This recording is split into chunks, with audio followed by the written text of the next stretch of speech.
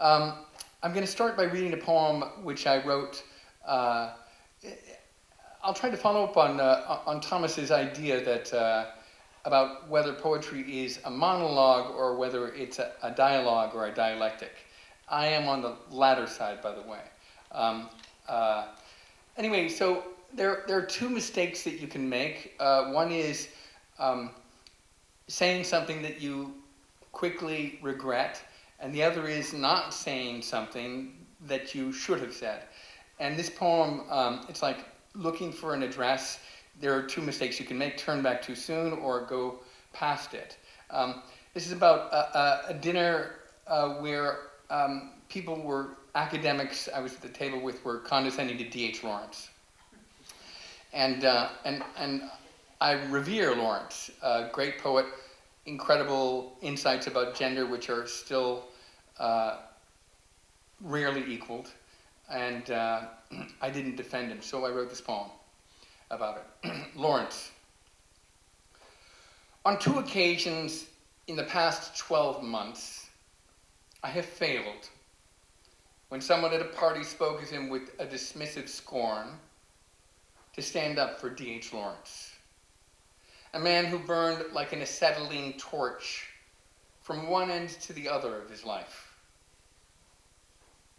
These individuals, whose relationship to literature is approximately that of a tree shredder to stands of old-growth forest, these people leaned back in their chairs, bellies full of dry white wine and the ovum of some foreign fish, and casually dropped his name, the way that pygmies with their little poison spears strut around the carcass of a fallen elephant.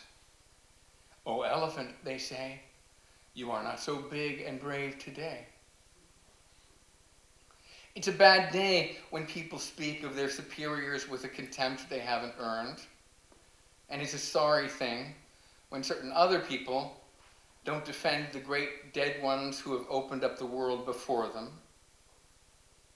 And though in the catalogue of my betrayals, this is a fairly minor entry, I resolve, if the occasion should recur, to uncheck my tongue and say, I love the spectacle of maggots condescending to a corpse. Or, you should be so lucky in your brainy, bloodless life as to deserve to lift just one of D.H. Lawrence's urine samples to your arid, psychobiographic, theory-tainted lips.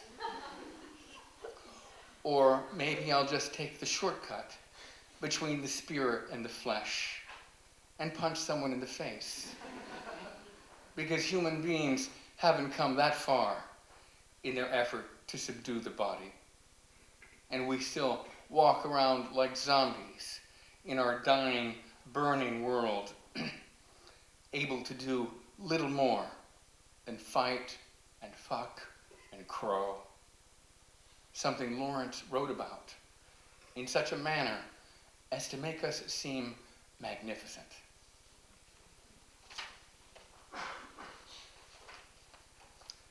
I'll read this poem called Song for Picking Up. There are a lot of stages of development or rites of passage, and there's a day probably in adolescence or maybe early maturity, if it ever arrives, in which you realize that everything you've ever dropped, somebody else has had to pick up.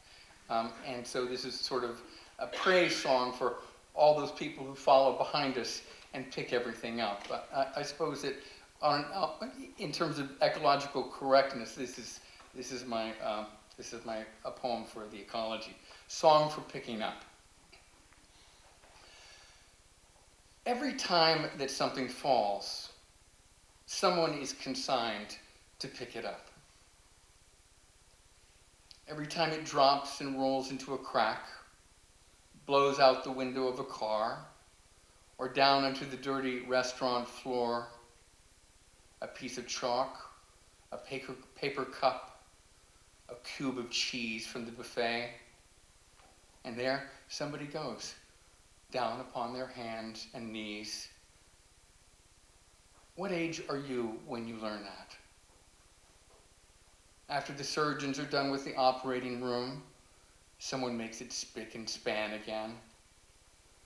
After Dante finished the Inferno, someone cleaned up all the ink and crumpled paper.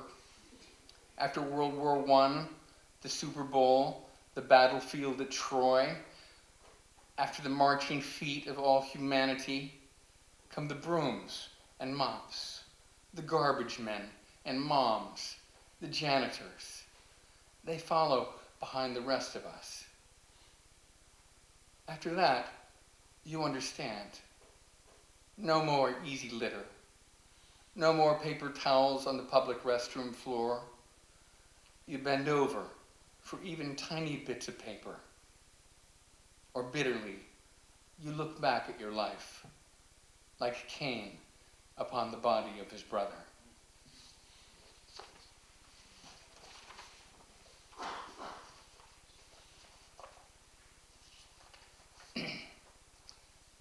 This is a poem about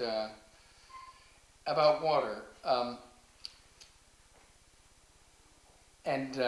which one would prefer to be, and of course that's what you want in a way for poetry to be undivided and sort of flowing forward and flowing around obstacles. It's not really like that, but so this is kind of a praise of water. I knew a poet once who was so sensitive, she wept because the ice cube trays seemed to her tragic because of the way that the water was frozen in these separate compartments, and it really couldn't communicate with itself. That's a poet. This is called The Social Life of Water. All water is part of other water. Cloud talks to lake. Mist speaks quietly to creek. Lake says something back to cloud, and cloud listens. No water is lonely water. All water is part of other water. River rushes to reunite with ocean. Tree drinks rain and sweats out dew. Dew takes elevator into cloud. Cloud marries puddle. Puddle has long conversation with lake about fjord.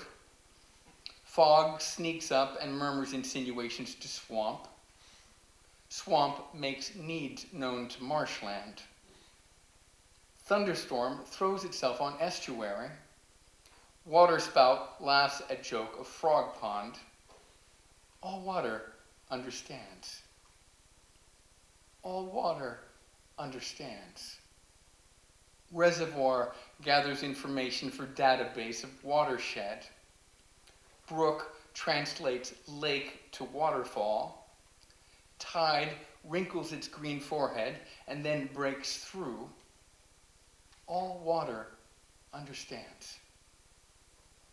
But you stand on the shore of blue Lake Kiev in the evening and listen, grieving, as something stirs and turns inside you.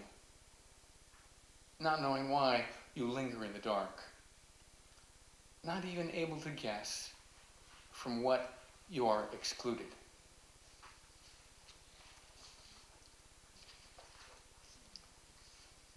You realize that poem could have gone on indefinitely.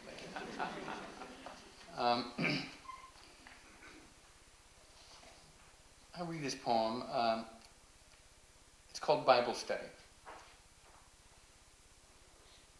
So Thomas and I were talking about whether poetry was dialectical or whether it was monological. Of course, it's known, the form is called dramatic monologue, as if a person were a unified thing.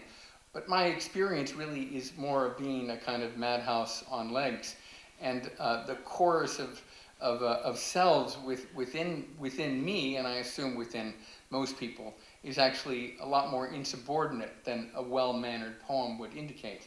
Adam Zagniewski has a beautiful sentence in one of his poems where he says, Everything was fragments, that much we knew, and it seemed cruel irony to us that we spoke in complete sentences. And Milosz, another Polish poet, says the purpose of poetry is to show how difficult it is to remain just one person. And when he says that, he means that the poem has to show the contentiousness inside the self and inside the soul. It has to be spitting and kissing back and forth between different parts of the self, and almost out of control, but somehow unified. And so this poem jumps from sort of tone to tone, I think. It's called Bible Study. Who would have imagined that I would have to go 1,000,000 miles away from the place where I was born to find people who would love me? And that I would go that distance, and that I would find those people. In the dream, Joanne was showing me how much arm to amputate if your hand gets trapped in the machine. If you acted fast, she said, you could save everything above the wrist. You want to keep a really sharp blade close by, she said. Now I raise that hand to scratch one of those nasty little scabs on the back of my head, and we sit outside and watch the sun go down, inflamed as an appendicitis over western Illinois, which then subsides and cools into a smooth gray wash. Who knows? This might be the last good night of summer. My broken nose is forming an idea of what's for supper. Hard to believe that death is just around the corner. What kind of idiot would even think he had a destiny? I was on the road for so long by myself, I took to reading motel Bibles just for company. Lying on the chintz bedspread before going to sleep, still feeling the motion of the car inside my body, I thought some wrongness in myself had left me that alone. And God said, you are worth more to me than 100 sparrows. And when I read that, I wept. And God said, whom have I blessed more than I have blessed you? And I looked at the minibar and the bad abstract hotel art on the wall and the dark TV set watching like a deacon. And God said, survive and carry my perfume among the perishing.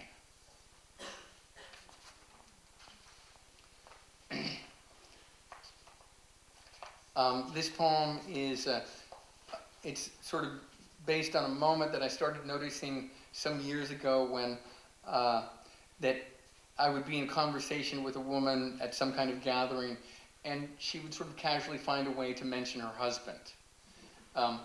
It didn't take me long to realize that I was receiving a social cue, kind of like the opposite of a pheromone. And so I thought I would write about that moment. It's called Moment in the Conversation.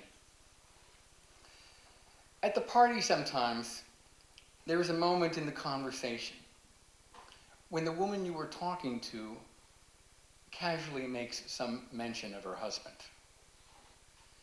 And you know you probably have been leaning in to an uncomfortable degree.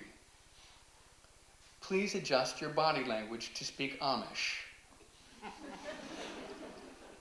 It isn't like she's suggesting that her husband is on his way over right now after teaching his class at the karate studio, or that he will be back any moment from walking the pit bull to his court-ordered session at the anger management center. It is more like being tastefully detained at the entrance of a restaurant you really can't afford. It is like being gently guided by a security guard in a motorized golf cart out of a neighborhood where you were just strolling and looking around. Life used to be a whole subdivision of crazy possibilities, but now it's just a few quiet rooms on the second floor in the Economy Motel, near the edge of town. Sometimes one of those former impulses of yours calls you from the phone in the lobby and wants you to come out and run around. And you have to speak to it the way that married woman speaks to you. Slowly and firmly and with a kind of charity. Pronouncing the simple words in such a way that even an idiot can understand.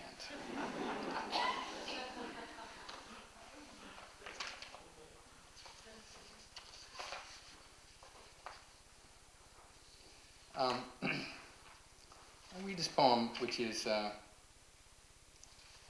that's too peaceful a poem. I'll follow on this romance theme. I went out with a woman once who I realized after I was desperately in love with her, that she was sort of conducting her own education one man at a time, and finding men who were basically a kind of tutorial system. So she would be involved with a biologist, and she would learn all about mitochondria. She would be with an astronomer, and she would be able to identify all the heavenly bodies. And it seemed like a very wise form of continuing education. And I wrote this poem about her much later. It's called The University of Men.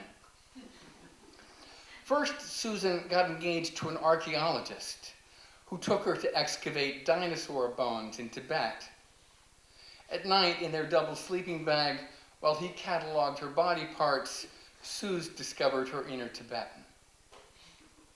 Then she realized that he was a dinosaur, and she found herself a Western river guide who taught her to work the long wooden paddles on the rubber river raft in the turbulent deep green Colorado, while condors from California screamed overhead in the high eyrie of the sky, as Whitman said, whose work she became something of an expert in when she dated the literature professor from Wisconsin. He was followed by the mathematician who taught her the secrets of division until she divided herself from him, and went after the strong but sensitive fireman who could not put out her fire. It seemed that she was enrolled in the University of Men, and that she would remain a student forever, leaving one stunned dude after another floating cross-eyed in the current behind her. Now Susan has started the International University of Women, a school which only women are invited to attend, all of the instructors having done extensive field work in the University of Men, whom they fondly refer to in the faculty room in the long summer afternoons after class as the boys.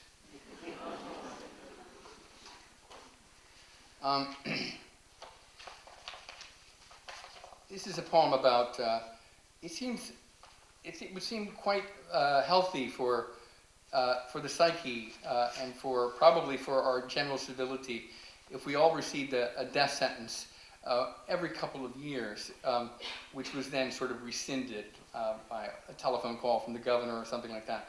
So this is sort of, the speaker in this poem is kind of thinking about what he would do if he knew that he were going to be dead a year from now. It's called Distant Regard. If I knew I would be dead by this time next year, I believe I would spend the months from now till then writing thank you notes to strangers and acquaintances, telling them, "You really were a great travel agent," or "I never got the taste of your kisses out of my mouth," or watching you walk across the room was part of my destination."